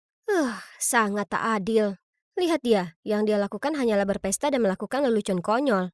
Tapi dia masih masuk daftar kehormatan, sementara aku harus belajar siang malam untuk mempertahankan nilai A. Ibu lama sekali. Keributan apa yang terjadi di sana? Ini butuh dirayakan. Bagaimana menurutmu kawan-kawan? Oliver, Garden? Ya. Astaga, bisa tidak kalau pelankan sedikit saja? Jika dipikir-pikir, orang seperti Harry punya segalanya, sementara aku hanya punya ibu di sisiku. Oh, ibu datang tepat waktu. Ayah meninggalkan kami untuk wanita lain beberapa waktu lalu. Jadi ibuku berjuang setiap hari menjadi ibu tunggal. Dia pasti sangat sedih dan kesepian, jadi aku tak pernah menyebut ayah lagi. Kasihan ibu. Semakin aku merasa iba pada ibu, semakin aku marah pada ayah. Hanya sahabatku Izzy yang tahu soal ini, karena kau tahu sangat sulit membuka diri jika kau berasal dari keluarga yang berantakan. Untungnya ada satu hal di dunia ini yang bisa meningkatkan semangatku, sama halnya dengan denyut jantungku. Di hari-hari yang kelam dan gelap ini, gebetanku yang menawan, Cameron. Tahun terakhir SMP hampir usai, jadi aku harus segera mengambil tindakan dengan Cameron cepat. Masalahnya, setiap kali aku dekat dengannya, perusak kesenangan muncul entah dari mana untuk mempermalukanku. Dia terus memanggilku Melanin karena kau kurang itu dan tak hentinya menggangguku. Kami tak pernah akur, tapi serius, apa masalahnya di akhir-akhir ini? Dia terlalu menggangguku, dan kenapa hanya aku? Aku tak percaya semua orang menganggapnya murid teladan. Bagiku, Harry tak lebih dari serangga yang paling mengganggu. Baiklah, rambut, make up, gigi yang putih bersih, cek. Aku akan mencobanya lagi hari ini, menunggu Cameron di lokernya dengan surat cintaku di tangan. Segera saat kulihat wajahnya yang menawan, kuhela nafas panjang lalu kupasang senyum termanis. Tapi tiba-tiba, seseorang merusak rambutku dari belakang. Aduh, aku berbalik untuk melihat pelakunya. Harry, kau tampak panas, dan itu juga menimbulkan aliran listrik juga. Sekarang kau bisa isi daya ponselmu dengan rambutmu. Berterima kasihlah padaku nanti. Ya Tuhanku, tak ada yang boleh lihat tatanan rambut Medusa ini. Rencanaku untuk mengaku gagal lagi, bahkan sebelum dimulai, semua berkat si badut Harry itu. Tunggu, bukankah itu ayahku? Dia sedang jalan keluar dari ruang kepala sekolah dengan wanita yang jauh lebih muda. Dan seorang anak laki-laki seumuranku. Dari info yang kukumpulkan, mereka bilang kalau anak laki-lakinya akan masuk sini. Melihat bagaimana ayahku mulai hidup baru dengan keluarga barunya, aku tak tahan merasa kasihan pada ibu. Ini semua karena kesalahan wanita itu. Andai dia hilang saja, semuanya bisa kembali seperti dulu lagi. Tapi itu hanyalah angan-angan, dan aku serta ibuku harus bertahan dengan kehidupan yang tak bahagia dan membosankan ini hari demi hari. Fudu untuk pemula? Apa ada kekuatan gaib yang mendengarkanku? Ini kedengarannya jawaban dari masalahku. Aku segera memesan buku itu. Aku mulai belajar segala jenis mantra dan ritual di dalamnya segera setelah paket itu sampai. Boneka Fudu menarik. Hari berikutnya aku pergi menemui Izzy secepatnya. Hei, aku terpikir untuk gunakan boneka Fudu ke istri baru ayahku agar orang tuaku kembali bersama. Bagaimana menurutmu? Apa itu benar-benar berhasil? Kurasa tidak. Hei, Rabu. Maaf. Hei, hentikan Rabu. Harry Silver, tamatlah riwayatmu. Tapi, tunggu dulu. Kau tahu tidak, kita bisa mencobanya. Harry akan jadi kelinci percobaan yang sempurna. Apa? Dia? Dia hanya bersenang-senang sendiri. Bagaimana kalau Fudu itu benar-benar bekerja? Harry tak pantas menerimanya. Ya, kurasa tidak. Kalau begitu mari kita buat boneka untuk bocah laki-laki kita. Membuat boneka itu mudah, tapi yang sulit itu mendapatkan rambut subjekku. Dan pastinya aku tak akan dekati Harry secara fisik. Bahkan jika ada orang membayarku. Jadi, kupakai papan Ouija. Itu akan membantuku memecahkan kode lokernya. Di sana pasti ada beberapa helai tersangkut di sisi rambut mahal yang dia simpan di dalamnya. Tapi tak satu pun kombinasi itu berhasil. Ini sudah yang ke-10 kalinya. Bagaimana dengan ini? Mari kita lakukan. Tapi hanya ada buku-buku di dalamnya. Membosankan. Kalau begitu, ruang ganti tim. Aku pasti akan temukan sesuatu di seragamnya. Mari kita lihat. Harry Silver, ini dia. Aha, dapat. Aku hendak kabur dari lokasi saat tiba-tiba kulihat anak laki-laki hanya dengan handuk melingkar di pinggangnya. Aku berlari cepat menuju pintu dan berlari lurus melewati lorong. Itu hampir saja. Oke, aku masih harus rampungkan boneka Fudu itu. Dan selesai. Dengan bersemangat kutunjukkan Izzy karyaku kemarin malam. Cukup bagus kan? Ada rambut Harry juga.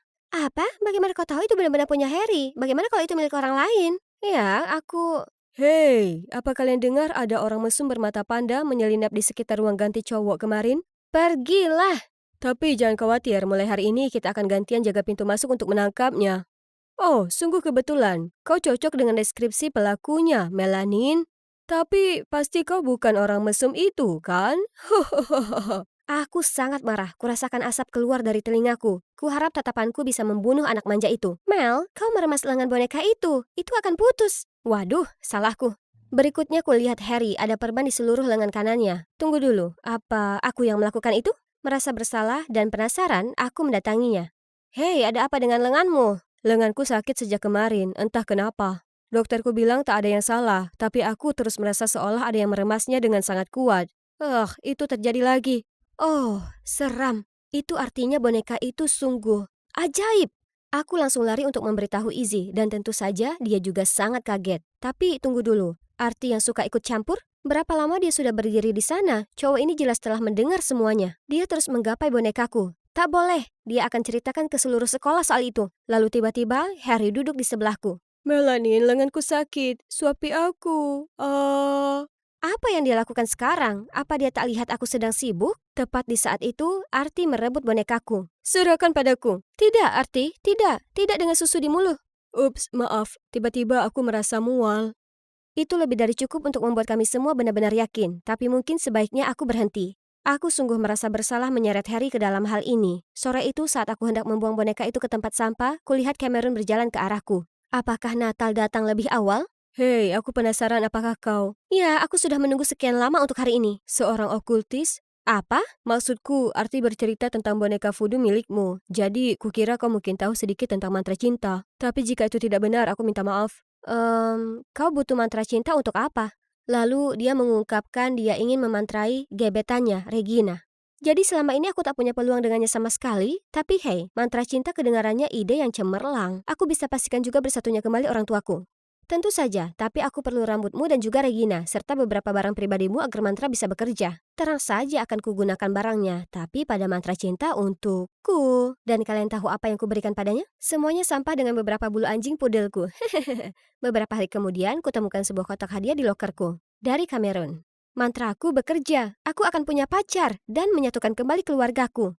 Tapi sebelum bisa kulakukan rencana yang telah lama kutunggu itu, Arti datang padaku dengan permintaan sulit. Membuat boneka voodoo untuk Brad, siswa pindahan yang menempatkan dirinya sebagai laki-laki kejam yang tangguh.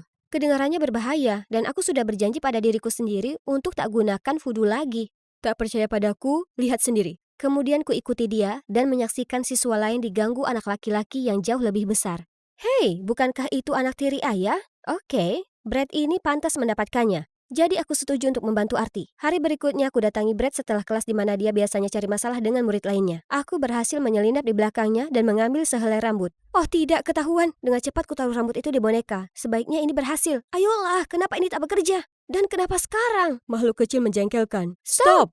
Aku tahu suara itu. Syukurlah, kau sentuh dia maka kau akan menyesal. Ya, kami akan menelpon polisi. Brad hanya mencibir lalu pergi. Phew. Apa yang kalian berdua lakukan di sini? Dan Harry, kukira lenganmu terluka.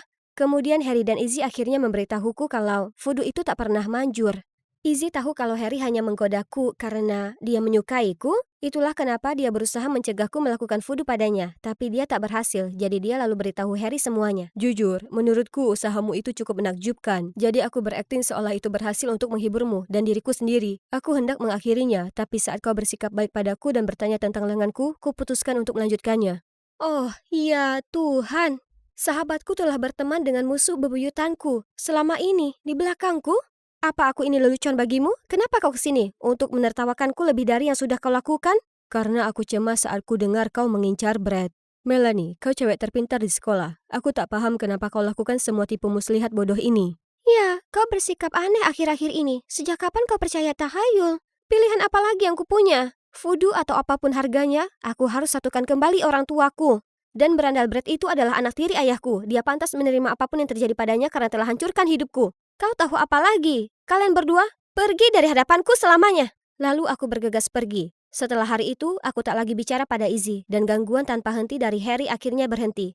Tapi jujur, kurasakan sedikit kehampaan tanpa mereka, terutama dengan adanya karya wisata sekolah yang akan datang. Tentu saja aku tetap ikut, lagi pula siapa yang butuh mereka? Ini kesempatanku dan Cameron untuk lebih dekat, karena sekarang kami rutin bicara. Ini akan jadi perjalanan terbaik yang pernah ada. Aku bukan tipe outdoor selama ini, tapi apakah camping melibatkan tugas fisik sebanyak ini? Hampir selesai. Apa-apaan itu? Bukankah dia sudah berada dalam mantra cintaku? Maksudku, dia bahkan memberiku hadiah. Aku masih terkejut saat Cameron datang untuk membantu masalah tenda. Terima kasih. Tak perlu, tak cukup aku berterima kasih. Mantramu itu bekerja dengan sangat baik. Apa maksudmu dengan itu? Kemudian entah dari mana, Izzy menepuk pundakku. Aku berusaha memberitahumu, mereka berdua sudah saling goda sejak beberapa waktu lalu. Kurasa Cameron hanya perlu mantramu untuk sedikit dorongan spiritual. Itu artinya, tak ada satupun yang pernah berhasil? Sama sekali tak ada harapan menyatukan kembali keluargaku? Merasa terpuruk, aku menangis dan berlari pergi. Aku berlari tanpa melihat lalu menabrak Brad? Melanie kan, tepat yang ingin kutemui. Atau sebaiknya kusebut, adik tiriku tersayang. Apa ibumu mengirimmu ke sini? Lepaskan aku dan menjauhlah. Hahaha. Aku membayangkan betapa menyedihkannya dia pasti sampai ditinggal suaminya. Hahaha. Jika ini di waktu yang lain, aku akan balas melawan. Tapi setelah semua yang terjadi, aku sudah kehilangan semua keinginanku melakukan apapun sekarang. Tak disangka, kulihat seseorang menerjang Brad dan mendaratkan pukulan brutal di wajahnya. Kubilang aku akan membuatmu menyesal menyentuhnya. Aku harus menghentikan Harry sebelum dia mengacaukan wajah Brad hingga tak bisa dikenali. Ini saatnya kita pergi dari sini. Kenapa kau datang menolongku setelah semua yang kukatakan? Aku cukup terbiasa dengan sikap dinginmu. Lagi pula bahasa cintaku adalah mengikutimu kemana-mana dan menggodamu sampai kau memperhatikan atau marah padaku. Konyol. Aku tahu. Di sisi lain, kurasa kau tahu kalau voodoo itu tak ada gunanya. Ya, jadi aku terpikir mantra cinta untuk membuat orang tuaku kembali bersatu. Lalu keluargaku akan menjadi utuh dan bahagia lagi. Tapi sekarang aku tahu, tak ada yang namanya sihir. Kenapa tidak? Sihir itu nyata dan berada dalam dirimu, dan itu disebut memaafkan. Itu tak bisa menghukum mereka yang menyakitimu dan orang yang kau sayang, tapi akan membantumu melepaskan rasa sakit dan penderitaanmu. Apa yang ingin kau sampaikan? Maksudku, tak ada sihir yang bisa membuat ayahmu kembali, tapi suatu hari rasa sakit yang ditimbulkan padamu tak akan lagi terasa sakit. Pada akhirnya, kau dan ibumu akan sembuh dan jalani kehidupan bahagia tanpanya. Aku tak pernah menyangka laki-laki konyol ini adalah tipe filosofis dan dewasa, tapi kurasa dia benar. Aku begitu terjebak dengan kepahitanku sendiri sampai aku tak sadar kalau melanjutkan hidup adalah sebuah pilihan. Saat ibu menjemputku, akhirnya kuputuskan untuk bertanya padanya tentang ayahku. Tak disangka, ibu memberitahuku kalau tentu itu menyedihkan pada awalnya, tapi sesungguhnya ia baik-baik saja belakangan ini. Hidup memang wajar mengalami pasang surut. Selama kita menyambutnya dengan tangan terbuka, semuanya akan jadi baik pada akhirnya. Lagi pula, ayahmu akan memiliki kehidupan yang ia inginkan, sementara kita melanjutkan hidup kita. Ternyata aku adalah satu-satunya yang mengejar masa lalu selama ini, padahal apa yang sebenarnya aku butuhkan adalah ketenangan. Kata-kata ibu sudah lebih dari cukup untuk mengakhiri masa sulit ini. Tahun terakhirku sebagai murid SMA cukup mengesankan. Brad tak lagi jadi masalah semenjak dia mencicipi kepalan tangan Harry. Apa sudah kuberitahu kalau kami jadi trio sahabat? Paling tidak untuk saat ini. Harry tak pernah hentikan kejahilannya, namun alih-alih merasa jengkel seperti sebelumnya, kurasa dia malah sangat menggemaskan dan menawan. Oh, cium saja sudah. Izzy?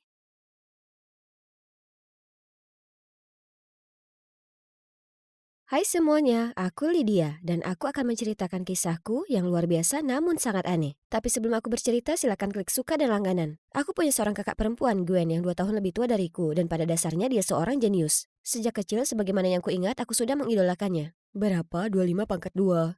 625, ayah.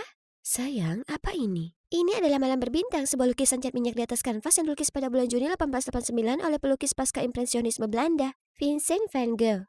Sementara aku, ya, sedikit berbeda. Dan Lydia, aku punya 10 permen. Aku akan memberimu 2 permen, jadi berapa banyak yang tersisa?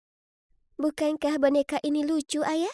Ya, aku bukan anak yang jenius, tidak punya bakat khusus, tidak punya kecantikan yang sempurna, dan hampir tidak punya teman. Tapi Gwen tidak keberatan dan selalu mendukungku. Itu luar biasa. Luar biasa. Itu luar biasa. Itulah mengapa aku sangat mengaguminya dan mencoba meniru semua yang dia lakukan. Itu luar biasa. Apa yang luar biasa dari kematian kucingku? Ups, waktu yang salah. Kemudian saat aku berusia 16 tahun, Gwen kuliah. Tak terlihat tapi tak terlupakan. Orang tuaku selalu membicarakannya sepanjang waktu, yang membuatku semakin merindukannya. Aku bermimpi untuk pergi ke perguruan tinggi dan memiliki kehidupan yang sempurna seperti yang ia miliki. Namun untuk mewujudkannya, aku harus merubah hidupku menjadi biasa-biasa saja. Aku ingin tahu apa bakat terpendamku. Mungkinkah menari? Tidak. Tentu saja tidak. Oke, mungkin menyanyi akan lebih baik. Saat ini aku dalam keadaan sadar, aku ingin selalu seperti ini. Tak ada air mata. Sudah cukup. Selanjutnya.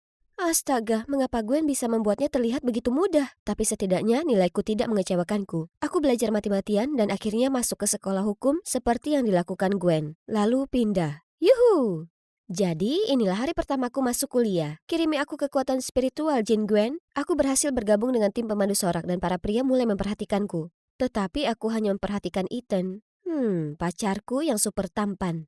Akhirnya aku meraih kehidupan yang selalu kuinginkan. Terima kasih Kak, panutan nyata dalam hidupku. Lalu suatu hari aku tiba di rumah dan melihat sosok yang tidak asing sedang menungguku. Gwen, aku sangat senang karena akhirnya dia meluangkan waktu untuk mengunjungiku. Tapi dia terlihat begitu sedih dan berat badannya bertambah sedikit. Kehidupan kampus tampaknya membuatmu gemuk. Lydia, aku hamil. Demi apa?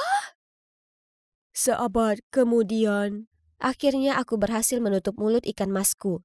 Lalu mengundangnya masuk. Aku putus kuliah 6 bulan yang lalu. Kemudian aku sadar kalau aku sedang mengandung setelahnya. Tanggal persalinanku tinggal 2 minggu lagi dan aku tidak punya tempat untuk pergi. Tolong Lydia, biarkan aku tinggal di sini. Orang tua kita tidak boleh tahu. Aku tidak bisa menghadapi kekecewaan mereka. Bagaimana dengan kekecewaanku? Dia seharusnya sempurna. Tapi dia telah menghancurkan segalanya. Bagaimana dengan ayahnya? Dia harus belajar di Perancis, jadi hanya kamu yang bisa aku andalkan saat ini. Semarah-marahnya aku masih merasa kasihan padanya. Bagaimanapun juga, dia adalah kakakku. Jadi aku membiarkannya tinggal tetapi menolak untuk berbicara dengannya. Selama seminggu penuh, dia hampir tidak pernah tidur. Dia mondar-mandir di sekitar situ saja, terus-menerus mencoba menggosok punggungnya dan menahan rasa sakit. Aku benci melihatnya merasa sangat tidak nyaman, jadi ya, aku mengalah. Bersama-sama kami mempersiapkan kedatangan anggota baru keluarga kami dan harus kuakui aku cukup bersemangat. Ayo kita cari nama yang manis dan bermakna. Oke, aku akan melakukan riset. Love Rosie adalah film favoritku, jadi ayo kita beri nama Rosie. Wow, cepat sekali. Bayi Rosie lahir dengan sehat dan bahagia. Kami bertiga bersenang-senang sampai suatu hari. Aku pulang dari kampus dan menemukan sebuah catatan dan amplop di dalam box bayi Rosie. Sayangku Lydia, aku akan pergi untuk sementara waktu, mungkin 2 bulan. Aku harus membuat beberapa perubahan agar aku bisa menafkahi Rosie. Tolong jaga dia untukku dan jangan beritahu siapapun tentang ini. Aku akan berterima kasih selamanya untuk ini, GX. Ya Tuhan, bagaimana dia tega melakukan ini padaku? Aku masih harus kuliah, teman-temanku, Ethan, dan sekarang seorang keponakan? Tapi saat aku menoleh dan melihat Rosie tersenyum padaku dengan mata bulatnya yang berbinar-binar, tiba-tiba hatiku meleleh. Aku bisa melakukannya. Rosie, sepertinya hanya kita berdua sekarang. Ibu akan segera kembali. Jadi tolong buat semuanya jadi mudah ya. Dia sama sekali tidak melakukannya. Kadang aku bertanya-tanya apakah Rosie itu nyata atau program AI. Karena setiap pukul 3 pagi dia akan menangis sekeras-kerasnya. Dan jika susunya sedikit lebih dingin dari 98,6 derajat, dia akan memuntahkannya semua. Belum lagi aku harus menemukan ribuan cara konyol untuk menghiburnya. Dan rumahku selalu penuh dengan bau popok kotor. Tapi terlepas dari itu semua, Rosie sangat manis. Aku tidak bisa marah padanya. Aku tidak punya pilihan lain selain mengikuti pelajaran via daring daripada pergi ke kelas. Suatu kali aku lupa mematikan mikrofon dan tiba-tiba Rosie kentut keras sekali membuat seluruh kelas langsung berkerumun untuk melihatnya. Di lain waktu aku sangat kelelahan karena begadang semalaman sampai aku merasa kelopak mataku terkulai. Lalu, Lydia! Ya sayang, susunya datang. Aku rasa susu tak berguna untukmu, tapi nilai F akan berguna. Oh tidak. Meskipun aku terus meminta maaf, aku tetap mendapatkan nilai yang buruk. Semester ini aku sudah gagal di 2 kelas dan dikeluarkan dari tim pemandu sorak. Kalian pikir itu bagian terburuknya? Pikirkan lagi. Pada suatu hari yang sangat beruntung, aku sedang berada di Walmart, kewalahan dengan lusinan merek popok ketika aku melihat Ethan. Tak ada tempat untuk bersembunyi, Lydia. Kamu dalam masalah besar. Oh, hai Ethan. Tak menyangka bisa bertemu kamu di sini. Maaf, akhir-akhir ini aku agak sibuk. Apa aku mengenalmu? Hah? Aku Lydia. Pacarmu? Apa? Itu benar-benar kamu? Kamu menghilang selama beberapa minggu terakhir. Ya ampun. Apa kamu bahkan sudah mandi? Dan benda apa itu? Mau menjebakku dengan bayi itu? Tidak, dia bukan anakku. Dan memang benar kalau aku lupa mencuci tangan setelah mengganti popok Rosie pagi ini. Tapi bagaimanapun juga, tolonglah, aku hanya perlu menjaganya beberapa minggu lagi dan semuanya akan kembali normal. Sudah cukup, lihatlah dirimu. Kamu seperti seorang gadis gua. Ngomong-ngomong, pakai ini. Dan asal kamu tahu, kita putus. Tak ada kata-kata yang dapat menjelaskan betapa menyedihkannya aku saat ini. Ini semua karena ibumu. Dia benar-benar, sekarang hidupku jadi sengsara. Semua karena kalian berdua. Maaf Rosie, aku tidak bermaksud begitu. Semua ini bukan salahmu. 2 bulan sudah hampir usai. Saat ibumu kembali, semuanya akan baik-baik saja. Tapi 2 bulan berlalu dan Gwen masih belum ditemukan. Lebih buruknya, uang yang dia tinggalkan habis. Aku tak punya pilihan cari kerja. Jadi aku jadi guru les privat di mana murid-murid datang ke tempatku untuk belajar. Tak ada seorang pun yang mendaftar. Sampai suatu hari aku membuka pintu dan melihat pria ini. Halo, ada yang bisa aku bantu? Aku melihat brosur ini dan ingin ikut kelas ini. Oh, benarkah? Tentu, silakan masuk. Ternyata dia adalah Augustin. Dia ingin masuk ke jurusan hukum yang sama denganku, tapi tahun lalu dia tidak lulus. Aku berusaha sebaik mungkin untuk mengawasi Rosie dan Augustin di ruangan terpisah, tetapi sesekali Rosie mengeluarkan suara mencicit. Kamu mendengarnya? Itu kucingku. Selesaikan persamaan ini, aku harus pergi ke toilet. Tapi kamu sudah pergi 10 menit yang lalu. Aku punya kandung kemih yang kecil, itu bawaan keluarga. Ada masalah? Kalau kamu jatuh cinta pada seseorang, akui saja seperti ini. Cintaku padamu seperti diare. Aku tak bisa menahannya. Muahahaha. Menjijikkan, aku kasihan pada siapapun yang jatuh cinta padanya. Aku bergegas kembali dan melihatnya sedang bermain ponsel. Harus banyak bekerja keras rupanya. Hei, kalau kamu benar-benar ingin masuk ke perguruan tinggi, setidaknya berusahalah. Seperti bagaimana kamu berdandan layaknya putri salju? Oh tidak, ini bedak bayi. Ini tepung. Aku sedang membuat roti. Aku baru tahu kalau kamu bisa membuat roti di toilet. Tak apa-apa mama muda, tak perlu menyembunyikan bayimu lagi. Tak ada penghakiman di sini. Melihat permainan sudah terbongkar, aku memberitahu Augustin kebenarannya. Anehnya, dia tampak mengerti dan bahkan bertanya apakah dia bisa melihat Rosie. Wah, siapa sangka tuan pelawak bisa begitu pandai dengan bayi? Aku tidak pernah melihat Rosie begitu gembira dan tertawa seperti itu. Lambat laun aku tidak lagi melihatnya sebagai muridku, tetapi lebih seperti teman. Lagi pula, dia tidak datang ke tempatku untuk belajar. Kami sering mengobrol, bahkan di luar sesi les, dan aku belajar banyak tentangnya. Kamu tidak bisa mewujudkan impianmu masuk sekolah hukum dengan bermain game sepanjang waktu, bukannya belajar. Siapa bilang sekolah hukum adalah impianku? Dan ini bukan game. Situs web fashion? Jangan bilang itu milikmu. Ya, aku pendiri merek ini. Tidak mungkin. Dan apa ini? Apa kamu benar-benar bisa menjual topi polos ini dengan harga $200? Bukan soal topinya, ini soal desain mereknya. Dia kemudian bercerita bahwa ia selalu bermimpi untuk membuka jaringan fashionnya sendiri. Namun orang tuanya tidak pernah mendukung dan hanya ingin ia menjadi pengacara seperti mereka. Itulah mengapa ia tidak pernah serius dengan studinya dan selalu main-main. Jadi, apa impianmu? Menjadi hakim terbaik di Amerika? Ini bukan pertanyaan yang sulit, tapi mengapa aku tidak bisa berkata-kata? Aku hanya ingin menjadi sekeren kakakku, tapi dia tidak sekeren itu lagi. Saat itu juga Rosie menjerit dan mengisi popoknya yang entah bagaimana menyelamatkanku dari situasi ini. Tapi pertanyaan Augustin membuatku berpikir, aku harus menemukan jawabannya. Kamu terlihat tidak fokus, apa yang ada di pikiranmu? Aku menemukannya, aku ingin menjadi sempurna. Itu tidak jelas. Bagaimana kamu mendefinisikan sempurna? Apa itu membuatmu bahagia? Aku tidak yakin. Bagaimana dengan ini? Apa kamu pernah memikirkannya? Oh, ini omong kosong, lupakan saja. Aku sudah lama lupa merawat diri. Pacarku mencampakkanku, dan sekarang teman-temanku juga mengabaikanku. Aku menjadi pecundang, semua karena seorang bayi. Saat itu dosenku mengirim email padaku. Di menit-menit terakhir ada tempat untuk masuk dalam tim debat dan ikut kompetisi terpenting tahun ini. Ini adalah kesempatan besarku, tapi bagaimana aku bisa merawat Rosie dan bersiap untuk itu? Setelah gelisah sepanjang malam, bel pintu membangunkanku. Apa itu Gwen? Oh, itu hanya seorang pria asing. Hai, kamu pasti Lydia, adiknya Gwen, aku Kyle, pacarnya Gwen, dan ayah dari bayinya. Apa-apaan ini? Lihat dia. Aku tidak tahu Gwen punya selera yang aneh dalam memilih pria. Bukankah kamu sedang belajar di Prancis atau semacamnya? Apa? Maksudku, ya, tapi tanpa bayiku, Prancis, Jerman, atau bahkan Kutub Utara tidak ada artinya. Boleh aku melihatnya sekarang? Dan setelah itu, terjadilah reuni abad ini. Terima kasih sudah merawat Rosie. Tapi sekarang aku yang akan melakukannya, bagaimanapun juga aku adalah ayahnya. Kyle mungkin terlihat mengintimidasi, tetapi dia tampak menyayangi Rosie dengan tulus.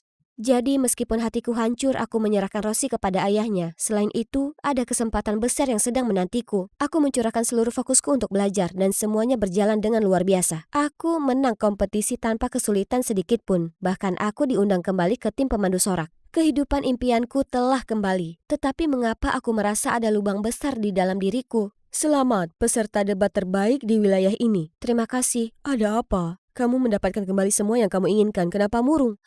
Entahlah. Aku hanya merasa kosong. Apa yang bisa kita lakukan untuk membuatmu merasa senang sekarang? Jadi disinilah kita, di tempat Kyle.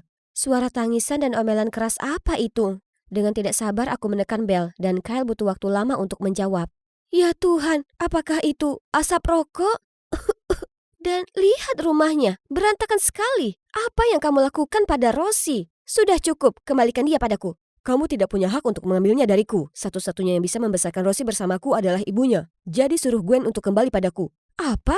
Kamu tidak berbicara dengan Gwen tentang hal ini? Peringatan terakhir, suruh Gwen ke sini dan minta dia untuk jadi pacarku lagi. Maka aku akan mempertimbangkan mengembalikan bayinya. Permisi, sekarang waktunya ayah dan anak.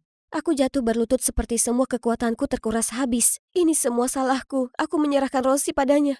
Tenanglah Lydia. Ayo kita coba hubungi kakakmu dulu.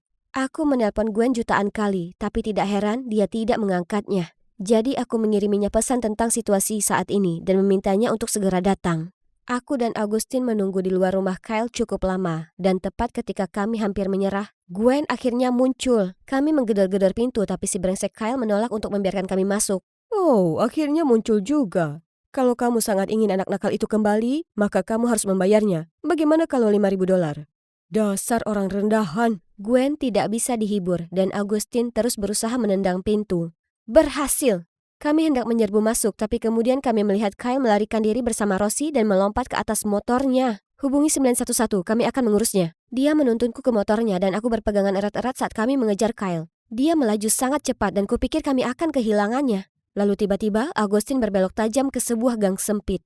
Apa yang kamu lakukan? Dia pergi ke arah lain. Percayalah padaku dan pegangan yang erat. Kami melaju kembali ke jalan utama dan berhasil memotong jalan Kyle di alun-alun kota.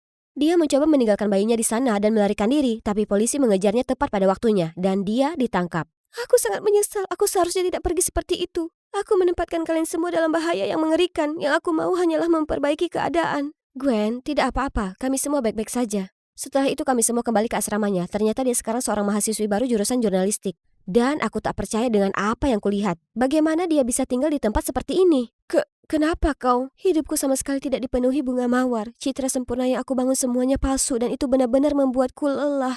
Tapi ini nyata. Inilah yang benar-benar membuatku bahagia. Jadi tolong mengertilah. Aku tidak tahu itu. Tapi aku senang kamu menemukan impianmu. Kamu akan selalu menjadi kakakku yang paling keren. Dengan bergandengan tangan, Gwen mendapatkan kekuatan untuk menceritakan semuanya kepada orang tua kami. Mereka sama sekali tidak marah dan bahkan merasa kasihan melihat Gwen memikul semua beban itu sendirian. Ternyata Gwenlah yang menaruh semua tekanan pada dirinya sendiri. Ayah dan ibu bahkan menyarankan agar Gwen pindah kembali bersama mereka sehingga mereka bisa membantunya merawat Rosie.